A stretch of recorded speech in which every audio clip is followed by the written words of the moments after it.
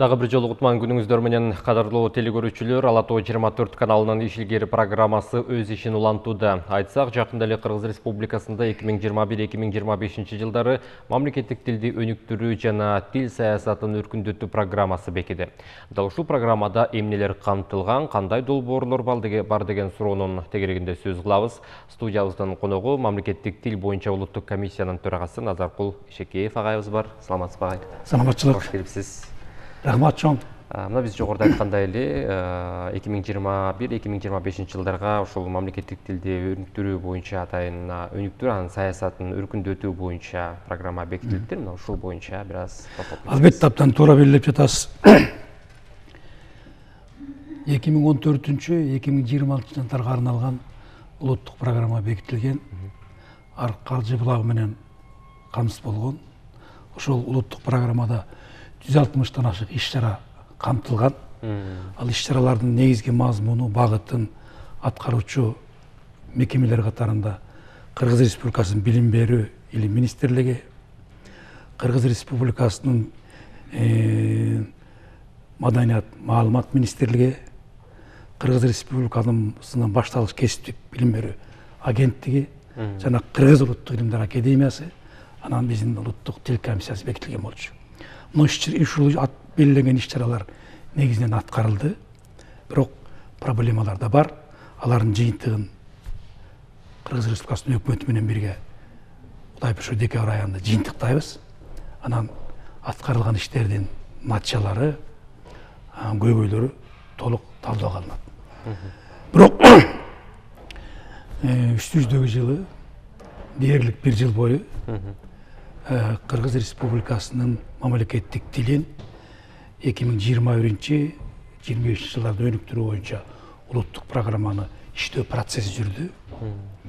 Ал дээрлик 8 айга созулду. Алгач улуттук программаны иштеп чыгуу боюнча топ түзүлдү.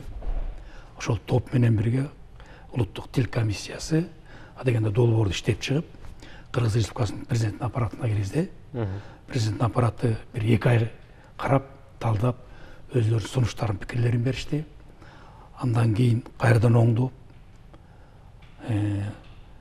анализдеп, оң жагын, терс жагын дагы акылдан, жүрөктөн өткөрүп, кайрадан президенттик аппаратка киргиздик.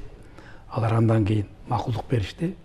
Ошондон кийин гана Кыргыз Республикасынын өкмөтүнүн аппаратына киргиздик. Өкмөттүн аппараты дагы абдан узак талкуулар өткөрүштү, коомдук талкууга коюшту. Ушундай татаал, узак процесстин жыйынтыгы негизинче октябрь айында өкмөт муну бекитти. Эми бул ушул улуттук программада эмне кайсы маселелерге биз басым коюп атабыз. Эң башкысы бул укуктук, мыйзамдык алкагына көңүл буруп атабыз. Анткени 1989 жылы кабыл алынган мамлекеттик тил мыйзамынын ишке ашырууда биз көп көйгөйлөргө кабылдык. Биринчи мыйзамдык алкакта. Анткени ушу мамлекеттик тил жөнүндөгү мыйзам менен башка мыйзамдар шайкеш келбейт экен. Алардын ортосунда чоң карама-каршылыктар бар экен. Ошондуктан биз ушул карама-каршылыктарды жоюу багытында ушу жаңы улуттук программанын биринчи беренеси же болбосо бабы дал ушул маселеге арналган. Биз ушу 5 жылдын ичинде мамлекеттик тил мыйзамын өзүн өркүндөтүп, ошол эмеске башка Кыргыз Республикасынын башка мыйзамдары менен шайкеш келтирүү жагы басым коебуз. Анан экинчи өзүңүз жакшы билесиз, бул тил, дин тагдыры каякта чечилет. Албетте билим берүү мейкиндигинде чечилет. Мына бүгүнкү күндө өзүңүз жакшы билесиз, кыргыз тилин окутуу боюнча абдан бай тажрыйба топтолуп калды. Ийгиликтер бар. Өксүктөр да жетишерлик. Бирок бүгүнкү күндө мамлекеттик тилди орто мектептерде окуу сабагы катарында, ал эми жогорку билим берүү системасында окуу дисциплинасы катары окутууда көп көйгөйлөр бар. Анын эң башкысы биз билим берүүнүн мазмунун эл аралык стандартка ылайык деңгээлдик система өткөрүшүбүз керек. Ал эме дегенде, бул билим берүүнүн мамлекеттик тил боюнча практикалык жагына басым коюуга убакыт жетти. Биз билим берүүдө бага чейин көбүнчө эрежелерди жаттатуу менен, академиялык мазмунга акцент коюу менен окутуп келдик. А тил антип окутулбайт экен. Тил коммуникативдик негизде окутуш керек болот. Практикага жакын. Мына англис тилин окутуу боюнча абдан бай тажрыйбалар бар. Интернетте жайнап турат. Ошондуктан биз эл аралык шкаланы киргиздик. Демек, орто мектепте башталгыч класстын окуучусу 4 класс, 5 классты өткөндө А бир деңгээлинде сертификатка ээ болуш керек. Негизги мектепти өткөндө, башка 9 класс өткөндө мектеп окуучусу А2 деңгээлде сертификатка ээ болуш керек. Ал эми мектепти бүтүп чыгып атканда, орто мектеп өткөндө ал В1 деңгээлде сертификат алыш керек. Ушинтип айтсак ал болуп калбайт экен. Анын үчүн эң биринчи билим берүү стандарттарын оңдош керек. Мамлекет тилдик окутуу боюнча бөлүктөрүндөгү. Экинчи, ошонун негизинде билим берүү боюнча окуу программаларын өзгөртүшүбүз керек. Алардын мазмунун жанакы деңгээлдик системага ылайык алып келишибиз керек. Анан ошол эле мезгилде кыргыз тилин окутуунун мазмуну этно баалуулуктар менен сугарылыш керек. Ал эме дегенбиз, улуттук баалуулуктар ушул жерде жиш берилиш керек. Анткени биз тилди үйрөтпөйбүз. Ушул кыргыз элине мүнөздүү болгон баалуулуктардын баардыгы тил сабак аркылуу өтүш керек. Анын тарыхы, анын салт санаасы, үрп адаты, маданияты, анын дүйнө таанымы, анын чөлкөмдүк аймакта географиялык баалуулуктар, кыргыз мекени. Кыргыз деген ким? Анын тарыхы кандай? Кандай тарыхый институту бар?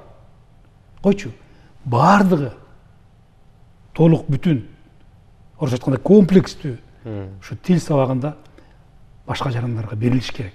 Ошон үчүн кыргыз жарандарында да. Кыргыз жашап аткан көп улуттуу этностун өкүлдөрүнө дагы ушул булакта абдан ийкемдүү байланыш. Анткени жакында эле өзүңүз көп болдуңуз, кыргыз жараны жөнүндө концепция бекиди.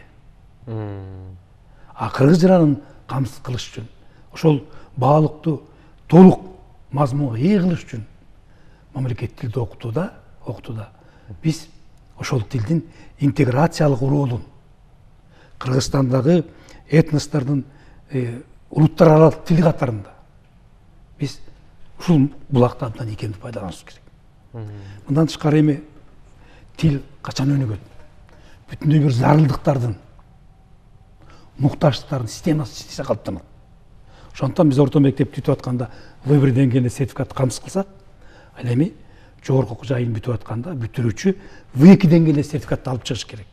Мына азыр президенттикке шайлоо башталып атпайбы? Мына ошол президентке талапкерлердин баардыгы В2 деңгээлде сертификатты алып атышат. Кыргыз тилинде аркылуу. Бул эмне деген деңгээл? Бул кыргыз тилинде эркин сүйлөй алам, кыргыз тилинде эркин жаза алам деген деңгээл. Демек, бакалавр даражасын алып чыккан, академиялык даражасын алып чыккан бүтүрүүчү В2 деңгээлде сертификатты колунда болуш керек. Демек, биз мамлекеттик кызмат чөйрөсүндөгү типтүү нускага ушул дережени киргизип атабыз. Демек, колунда В2 деңгээлде сертификаты жок жаран мамлекеттик муниципалдык кызмат чөйрөсүндөгү ишке аралашууга акысы жок болуп калат эгер В2 деңгээлде сертификат жок. Ошентип мына башталгыч класстан башталган ушул эл аралык стандарт иштей башташ керек. Ошону толук киргизиш керек.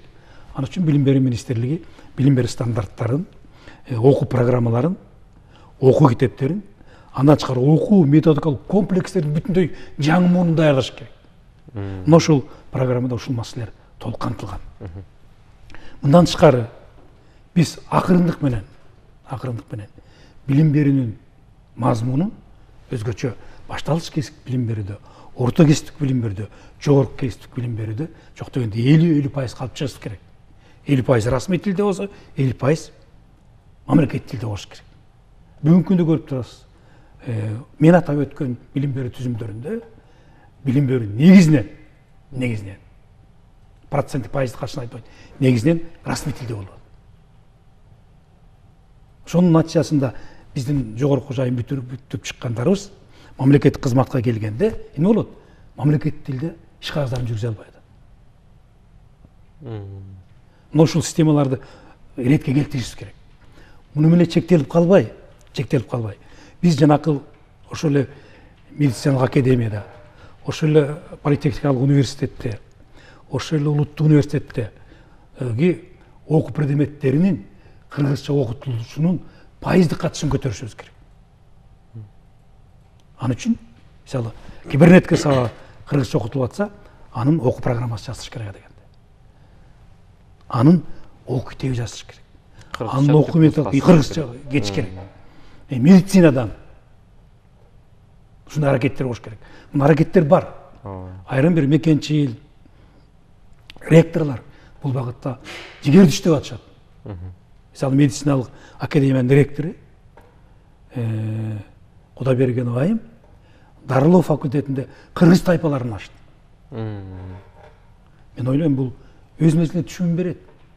Анткени медиктер иштешкен негизги калк ким? Бул кыргыз эли. Мына ушундай жөрөлгөнү мисалы юридикалык академия, юридикалык факультеттер колго алыш керек. Мен абдан өкүндүрөт. Мына Кыргыз Республикасында кыргыз жарандары сот процессин расмий тилде жүргүзүп атышат. Алар котормо иштеп ора болуп жүрүшөт. Караңыздарчы. Ошон үчүн ошол жагдарда эгерде кыргыз тайпалар ачылып кетсе, кыргыз тилдүү укуктануучулар, юристтер чыгат. Алар сот процесстерин жана башка маселелердин баарын мамлекеттик тилде, ошол эле мезгилде расмий тилде жүргүзүп, элге ыңгайлуу бир, комфорттуу бир жагдайларды түзүүгө негиздер түзүлөт. Ошондуктан биз бул багыттагы ишти үзгүлтүксүз, тынымсыз өркүндөтүбүз. Мындан тышкары өзүңүз жакшы билесиз, мына бул бизде илим чөйрөсү. Мамлекеттик тил сүйлөбөй атат. Гуманитардык багыт гана анча-мынча мамлекеттик тилде жүрүп атат. Ал эми башка тарыхый илимдер тармагы оор уйкуда жатат.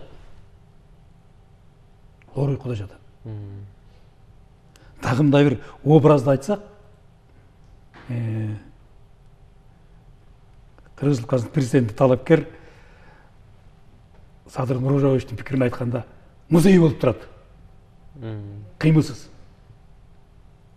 Эмне үчүн математика? Эмне үчүн физика? Эмне үчүн автоматика? Эмне үчүн тоген тармагы кыргызча сүйлөбөш керек?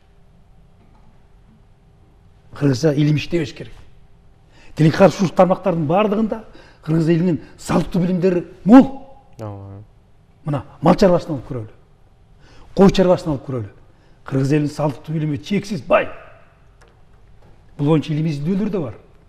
Кыргыздын салттуу билимин таянып, анан классикалык илимди айкалыштырып, жакшынакай техника боюнча, жакшынакай айыл чарбасы боюнча, жакшынакай мал чарбасы боюнча, жакшынакай география боюнча, ботаника боюнча. Койчу, илимдин гана кайсы тармагын албайлы. Математика боюнча эмне кылышыбыз керек? Илимди өркүндөтүшүбүз керек. Эгер ал жакта улуттук баалыктар менен сугарылган, салттуу билим менен классикалык илимди айкалыштырган билим жаралбайынча, биз жана орто мектептердеги математика, физика, астрономия, география сабактары бүгүнкү деңгээлден чыга албайт. Анткени илим иштелип чыгыш керек. Эгерде математиканын эсептери кыргыздын накта улуттук баалыктар менен мисалдары берилбесе, анда ал илим кыргызча сүйлөбөйт. Биз баары котормо болуп атпайбы? Котормого негиздеген окуу куралдар болуп атпайбы? Окуу куралдар оригиналдуу болуш керек. Улуттук салт санак, үрп адатка, географиялык, маданий баалыктарга сугарылган маалыматтар ошол эле физикада, ошол эле математикада, ошол эле астрономияда жана башкаларда орун алса, баланы кабыл алыш үчүн жеңил болот. Ошондо анын улуттук иденттүүлүгү, мазмуну байыйт. Ал бир эле улуттук иденттүүлүктүн маңызы жалаң эле тилден, адабияттан, тарых аркылуу берилбеш керек. Ал башка предметтер аркылуу дагы өтүш керек. Ошондо биз жанакы улуттун жарандын иденттүүлүгү күчтүү болот.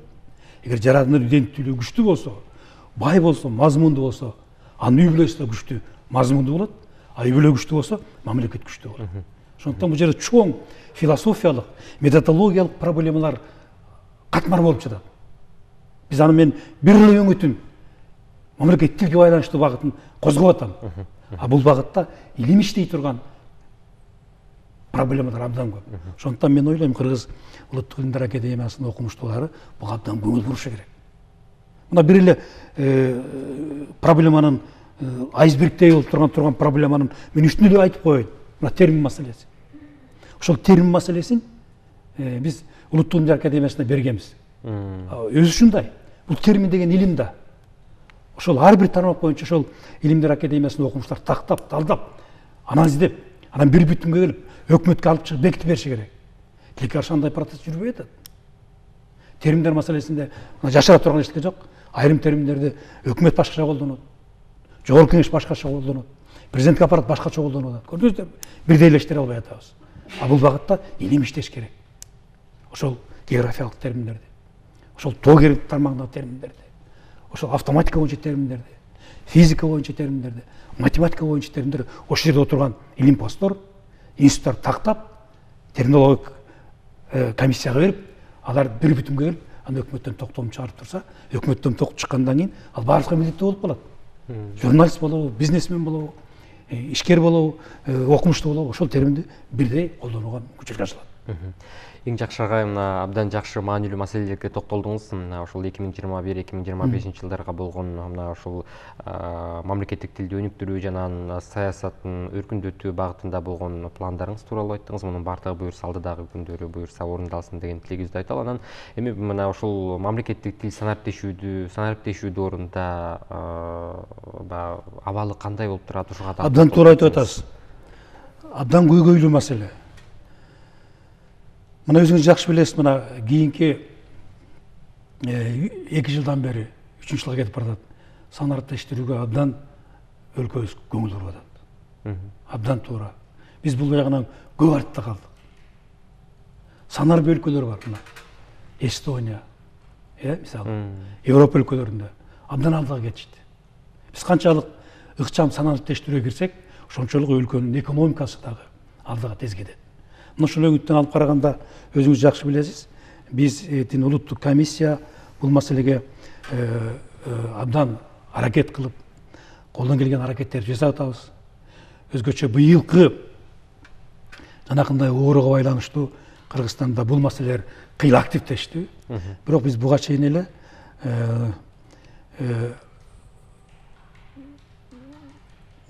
Android системасына мамтил илингөө мобилдик тиркемесин киргизгенбиз. Ал мүмкүн болушунча Кыргызстандагы этникалык топтордун жана чет өлкөлүктөрдүн кыргыз тилин үйрөнүүсүнө багытталган атайын программа болгон. Бул мобилдик телефондорго жүктөлгөн. Шуну кыйла жылдардан бери пайдаланып келатышат. Мында тышкары улуттук комиссиянын демилгеси менен бала бакчадагы балдардын мамлекет тилди үйрөнүүсүнө көңүл буруу максатында биз бал тил 1, ал эми башталгыч класстын окуучуларынын мамлекет тилди үйрөнүүсүнө багытталган бал тил 2 деги аталышындагы мобилдик колдонмолор иштеп чыкканбыз. Мына бүгүнкү күндө активдүү колдонулуп атат.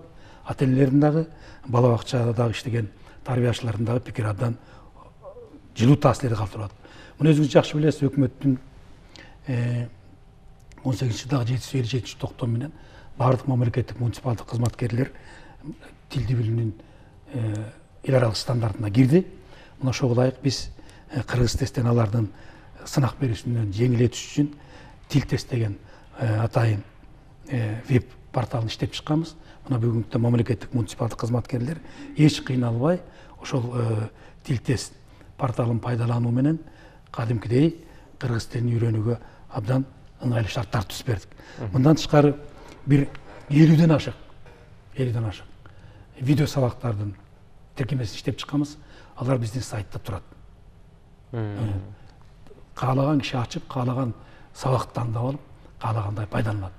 Мындан тышкары мамлекеттик тил комиссиясы бардык сөздүктөрдүн, ошонун ичинде орфографиялык сөздүк, түшүндүрмө сөздүк, котормо сөздүк, өздөштүрүлгөн сөздүк жана башкалар сөздүктөрдүн бардыгынын электрондук вариантын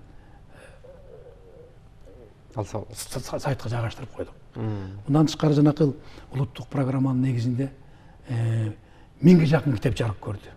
Ар кандай багыттагы. Ошонун бардыгынын электрондук варианты сайтта жайгашып турат. Каалаган китепти алып, каалагандай окуп пайдаланса болот. Мына бул жагынан дагы биз бир топ иштер жасадык. Эми ошонун ичинде бүгүнкү күндө билим берүү министрлиги дагы бул багытта абдан жигер иштеп атат. Улуттук программанын алкагында, Улуттук Диндар академиясы дагы, Маданият маалымат министрлиги дагы жигерди иштеп жатышат.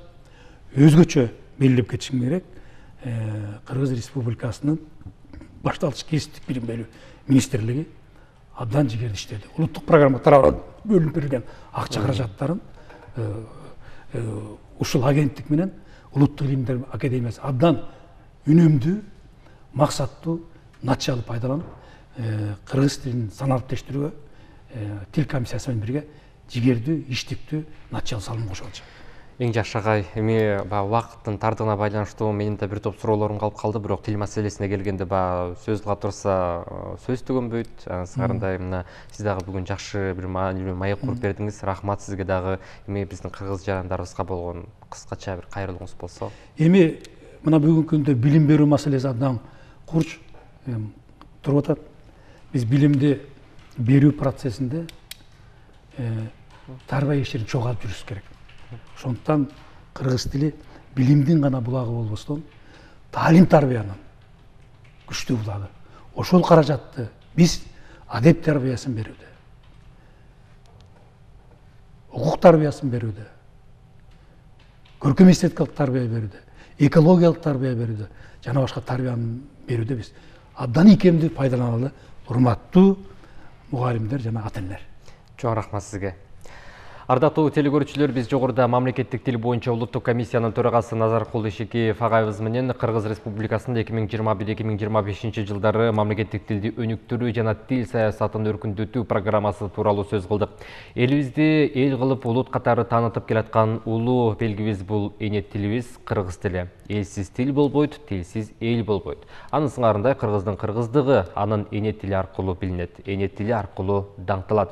Дүйнөгө теңдеши жок алп Манастай дастандарды жараткан эне тилибиз кыргыз тили эч убакта өчпөсүн. Ага ар бирибиз салым кошолу деген тилекти айтып, бул сааттардагы маегибизди да жыйынтыктайбыз. Сиз көрүп жаткан Ала Тоо 24 каналынын иш илгери программасы. Биз менен бирге болуңуз.